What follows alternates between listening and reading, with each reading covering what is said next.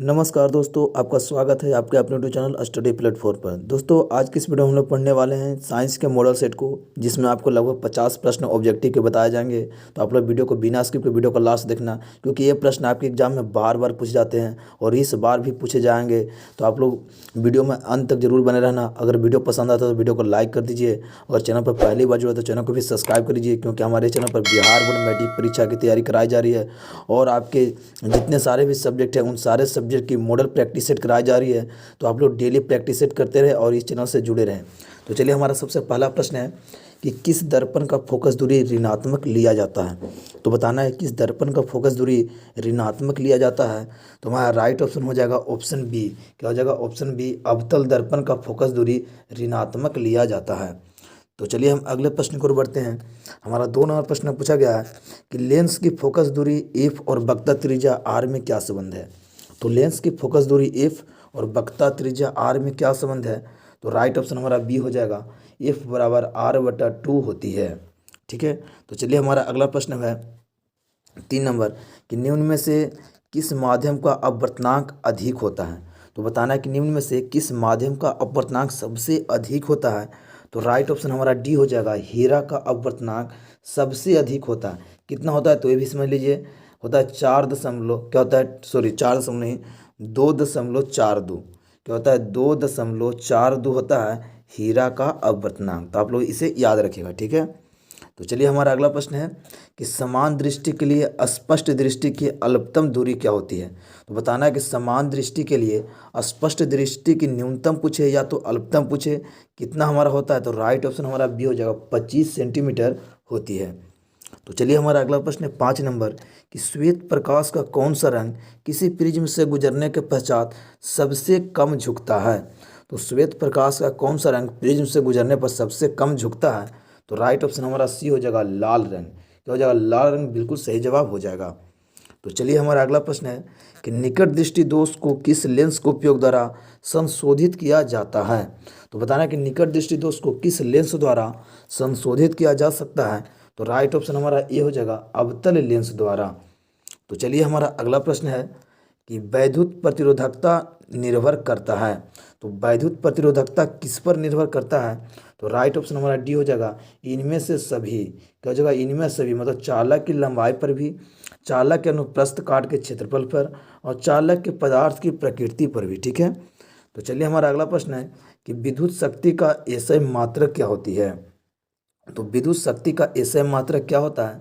तो right option हमारा ए हो जाएगा, विद्युत शक्ति का एसआई मात्रक वाट होती है। ठीक है। तो चलिए, हम अगले प्रश्न की ओर बढ़ते हैं। हमसे पूछा है कि 1 यूनिट विद्युत ऊर्जा का मान कितना होता है। तो 1 यूनिट विद्युत ऊर्जा का मान कितना होता है। तो राइट ऑप्शन हमारा डी हो जाएगा, 3.6 गुना 10 के पावर 6 जूल। क्या होता है? 3.6 गुना 10 के पावर 6 जूल होती है हमारा 1 यूनिट विद्युत ऊर्जा का मान। चलिए, हमारा अगला प्रश्न है कि निम्न में से कौन सा कथन सत्य नहीं है। तो निम्न में से कौन सा कथन जो सत्य नहीं है। तो राइट ऑप्शन हमारा डी हो जाएगा, हरे विद्युत रोधन वाला तार विद्युतमय तार होता है। तो ये बिल्कुल गलत दिया हुआ है। ठीक है। तो आप लोग इसे याद रखिएगा, ऑप्शन डी इसका बिल्कुल सही जवाब हो जाएगा। अगला प्रश्न है कि फ्लेमिंग के वाम हस्त के नियम में बायां हाथ का मध्यमा संकेत करती है। तो अभी बताना है कि फ्लेमिंग के वाम हस्त के नियम में बायां हाथ का मध्यमा संकेत किसकी ओर करती है। तो राइट ऑप्शन हमारा सी हो जाएगा, चालक में प्रवाहित विद्युत धारा की दिशा की ओर। तो आप इसे याद रखिएगा, चालक में प्रवाहित विद्युत धारा की दिशा की ओर बायां हाथ का मध्यमा संकेत करती है। अगला प्रश्न है कि चुंबक के भीतर चुंबकीय क्षेत्र रेखाओं की दिशा क्या होती है। तो चुंबक के भीतर चुंबकीय क्षेत्र रेखाओं की दिशा क्या होती है।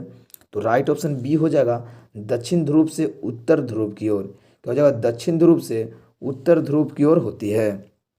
तो चलिए, हमारा अगला प्रश्न है कि नाभिकीय ऊर्जा का स्रोत निम्न में से क्या है। तो नाभिकीय ऊर्जा का स्रोत निम्न में से क्या है। तो राइट ऑप्शन हमारा ए हो जाएगा, यूरेनियम। यूरेनियम है जो नाभिकीय ऊर्जा का स्रोत है। अगला प्रश्न है कि कली चूना का रासायनिक अनुसूत्र क्या होती है। तो कली चूना का रासायनिक अनुसूत्र क्या होती है। तो राइट ऑप्शन हमारा बी हो जाएगा, CaO। क्या हो जाएगा? CaO कली चूना का रासायनिक सूत्र होता है।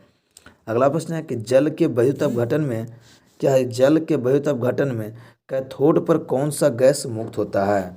तो जल के विद्युत अपघटन में कैथोड पर कौन सा गैस मुक्त होता है? तो राइट ऑप्शन हमारा बी हो जाएगा, हाइड्रोजन गैस। ठीक है, चलिए हमारा अगला प्रश्न है 16 नंबर की, बेकिंग सोडा का रासायनिक सूत्र क्या होता है? तो बेकिंग सोडा का रासायनिक सूत्र क्या होता है? तो राइट ऑप्शन हमारा ए हो जाएगा, क्या हो जाएगा, NaHCO3 बेकिंग सोडा का रासायनिक सूत्र होता है। तो चलिए हमारा अगला प्रश्न है कि कौन सा पदार्थ नीले लिटमस पत्र को लाल कर देता है? तो कौन सा पदार्थ है जो नीले लिटमस पत्र को लाल कर देता है? तो राइट ऑप्शन हमारा ए हो जाएगा, अम्ल। क्या हो जाएगा? अम्ल इसका बिल्कुल सही जवाब हो जाएगा। अगला प्रश्न है कि मिल्क ऑफ मैग्नीशिया का पीएच मान कितना होता है? तो मिल्क ऑफ मैग्नीशिया का पीएच मान कितना होता है? तो राइट ऑप्शन हमारा डी हो जाएगा, 10.5। क्या होता है?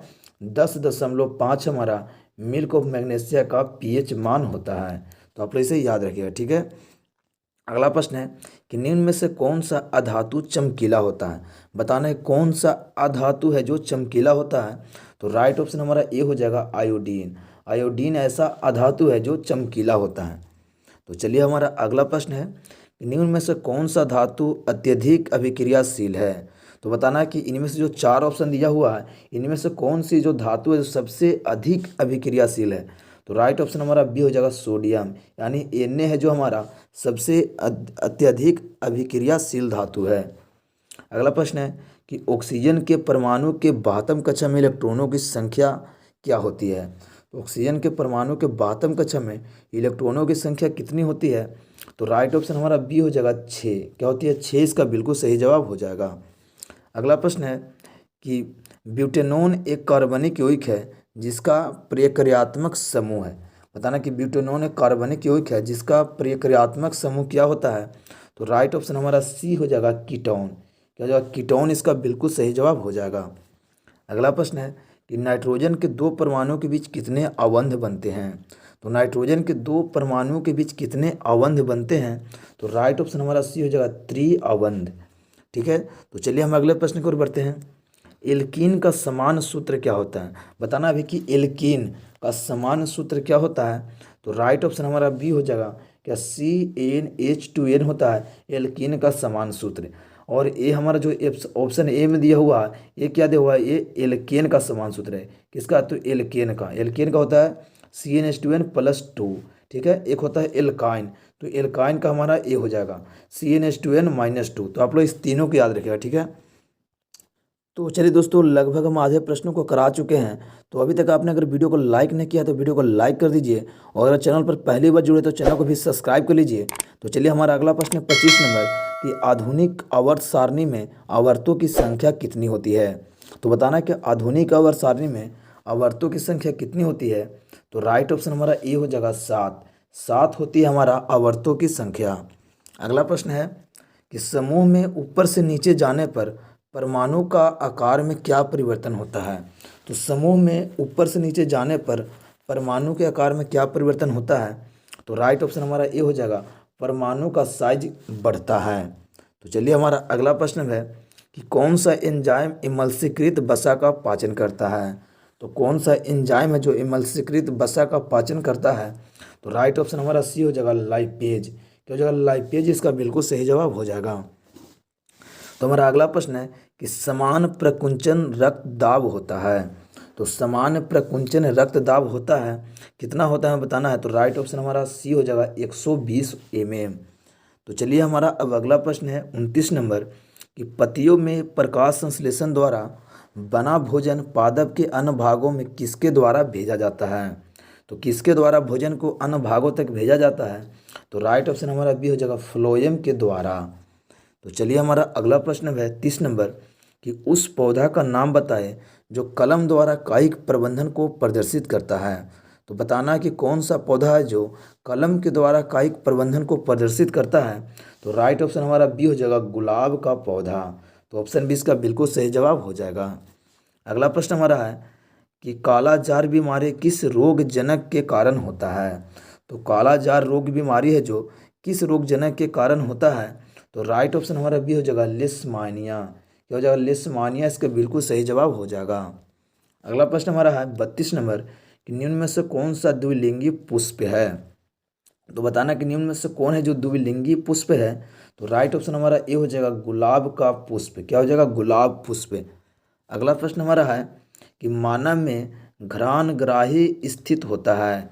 तो मानव में घ्राणग्राही कहाँ स्थित होता है? तो राइट ऑप्शन हमारा बी हो जाएगा नाकों में। क्या हो जाएगा? नाक में। अगला प्रश्न हमारा है कि हमारे शरीर की सभी ऐच्छिक क्रियाओं नियंत्रित होती है। तो हमारे शरीर की सभी ऐच्छिक क्रियाएं किसके द्वारा नियंत्रित होती है? तो हमारा राइट ऑप्शन हो जाएगा ऑप्शन ए परमस्तिष्क। क्या हो जाएगा? परमस्तिष्क के द्वारा हमारी शरीर की सभी ऐच्छिक क्रियाएं नियंत्रित होती है। तो ऑप्शन ए इसका बिल्कुल सही जवाब हो जाएगा। तो चलिए हमारा अगला प्रश्न है 35 नंबर कि जंतुओं में वृद्धि हार्मोन स्रावित होती है। तो जंतुओं में वृद्धि हार्मोन किसके द्वारा स्रावित होती है?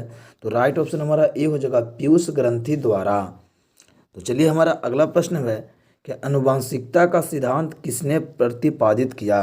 तो आनुवंशिकता का सिद्धांत को किसने प्रतिपादित किया? तो राइट ऑप्शन हमारा ए हो जाएगा मेंडल ने। क्या हो जाएगा? मेंडल ने। तो चलिए हमारा अगला प्रश्न है कि स्त्रियों में लिंग गुणसूत्र होते हैं। तो स्त्रियों में लिंग गुणसूत्र क्या होते हैं? तो राइट ऑप्शन बी हो जाएगा एक्स एक्स होता है जो स्त्रियों में लिंग गुणसूत्र होता है। अगला प्रश्न है कि निम्न में से कौन जैव निम्नीकरण कचरा है? तो निम्न में से कौन है जो जैव निम्नीकरण कचरा है? तो राइट ऑप्शन हमारा डी हो जाएगा टिश्यू पेपर। क्या हो जाएगा? टिश्यू पेपर इसका बिल्कुल सही जवाब हो जाएगा। अगला प्रश्न है कि आहार तथा पानी किस राज्य की जल संग्रहण व्यवस्था है? तो बताना क्या आहार तथा पानी है जो किस राज्य की संग्रहण व्यवस्था है? तो राइट ऑप्शन डी हो जाएगा बिहार की। तो चलिए हमारा अगला प्रश्न है कि प्राकृतिक संसाधनों का प्रबंधन के लिए सबसे उपयुक्त विकल्प निम्न में से कौन है? तो राइट ऑप्शन हमारा डी हो जाएगा इनमें से सभी। मतलब कम उपयोग, पुनः चक्रण और पुनः उपयोग, ये तीनों ऑप्शन बिल्कुल सही दिया हुआ है, इसलिए ऑप्शन डी इसका बिल्कुल सही जवाब हो जाएगा इनमें से सभी। अगला प्रश्न है 41 नंबर कि निम्नलिखित में से कौन मलेरिया परजीवी है? तो बताना कि इसमें से कौन है जो मलेरिया परजीवी है? तो राइट ऑप्शन हमारा ये हो जाएगा प्लाज्मोडियम। क्या हो जाएगा? प्लाज्मोडियम बिल्कुल सही जवाब हो जाएगा। अगला प्रश्न है कि निम्न में से उत्तम ऊर्जा स्रोत कौन सा है? तो निम्न में से उत्तम ऊर्जा स्रोत कौन सा है? तो राइट ऑप्शन डी हो जाएगा बायोमास। क्या हो जाएगा? बायोमास बिल्कुल सही जवाब हो जाएगा। अगला प्रश्न है कि सल्फर परमाणु की 72 कक्षा में इलेक्ट्रॉनों की संख्या कितनी होती है? तो सल्फर परमाणु की 72 कक्षा में इलेक्ट्रॉनों की संख्या कितनी होती है? तो राइट ऑप्शन सी हो जाएगा 6 होती है। क्या हो जाएगा? 6 इसका बिल्कुल सही जवाब हो जाएगा। अगला प्रश्न है कि मानव हृदय में कोष्ठकों की संख्या कितनी होती है? तो मानव हृदय में कोष्ठकों की संख्या कितनी होती है? तो राइट ऑप्शन सी हो जाएगा 4 होती है। तो चलिए हमारा अब अगला प्रश्न है कि कवक में पोषण की कौन सी विधि पाई जाती है? तो कवक में पोषण की कौन सी विधि पाई जाती है? तो राइट ऑप्शन ए हो जाएगा मृतजीवी। तो चलिए हमारा अब अगला प्रश्न है 46 नंबर कि निम्न में से कौन सा असंतृप्त हाइड्रोकार्बन है? तो बताना है कि निम्न में से कौन है जो असंतृप्त हाइड्रोकार्बन है? तो राइट ऑप्शन सी हो जाएगा C2H4। क्या हो जाएगा? C2H4 बिल्कुल सही जवाब हो जाएगा। अगला प्रश्न है कि निम्न में से किस लेंस की फोकस दूरी धनात्मक होती है? तो निम्न में से किस लेंस की फोकस दूरी धनात्मक होती है? तो राइट ऑप्शन बी हो जाएगा उत्तल लेंस की। उत्तल लेंस ऑप्शन बी इसका बिल्कुल सही जवाब हो जाएगा। अगला प्रश्न है कि किस लेंस का उपयोग कर दीर्घ दृष्टि दोष को संशोधित किया जा सकता है? देखिए यहाँ पर समझाते हैं कि दीर्घ दृष्टि दोष किसे कहते हैं। तो दीर्घ दृष्टि दोष का मतलब होता है दूरदृष्टि दोष। ठीक है, तो इसे हम दीर्घ दृष्टि दोष भी कहते हैं, दूरदृष्टि दोष को। तो किस लेंस द्वारा संशोधित किया जाता है दीर्घ दृष्टि दोष को यानी दूरदृष्टि दोष को? तो राइट ऑप्शन हमारा ऑप्शन बी हो जाएगा उत्तल लेंस के द्वारा। अगर हमें पूछे निकट दृष्टि दोष, तो निकट दृष्टि दोष के लिए हमारा उपयोग किया जाता है, क्या किया जाता है? तो अवतल लेंस। क्या हो जाएगा? अवतल लेंस हो जाता है निकट के लिए, और दूर के लिए हमारा उत्तल लेंस हो जाएगा। तो चलिए दोस्तों, आशा करता हूँ कि इन सारे प्रश्नों को आप लोग याद कर लिए होंगे, क्योंकि ये प्रश्न आपके बोर्ड के एग्जाम के दृष्टि से काफ़ी इंपॉर्टेंट थे। अगर आप भी 2023 में बिहार मैट्रिक बोर्ड की परीक्षा देने वाले हैं तो आप लोग को ये प्रश्न जरूर याद होने चाहिए। अगर आपने हमारे व्हाट्सएप ग्रुप से अभी तक नहीं ज्वाइन किया है तो आप लोग चैनल के वीडियो को डिस्क्रिप्शन में आपको लिंक मिल जाएगा व्हाट्सएप ग्रुप का, वहाँ पर जाकर लिंक पर क्लिक करके आप व्हाट्सएप ग्रुप में ज्वाइन हो जाएं, क्योंकि हमारे व्हाट्सएप ग्रुप में डेली PDF सेंड किया जाता है। जो भी क्लास होता है उसका PDF आपको व्हाट्सएप ग्रुप में मिल जाएगा। तो आप लोग व्हाट्सएप ग्रुप से ज्वाइन हो जाइए। चाहिए। अगर आपने अभी तक चैनल को सब्सक्राइब नहीं किया तो चैनल को भी सब्सक्राइब कर लीजिए, क्योंकि इस चैनल पर डेली प्रैक्टिस सेट कराई जाती है। तो आप लोग चैनल से भी जुड़े रहें और डेली प्रैक्टिस सेट करते रहें। तो चलिए दोस्तों, मिलते हैं अगले वीडियो में। तब तक के लिए जय हिंद, जय भारत।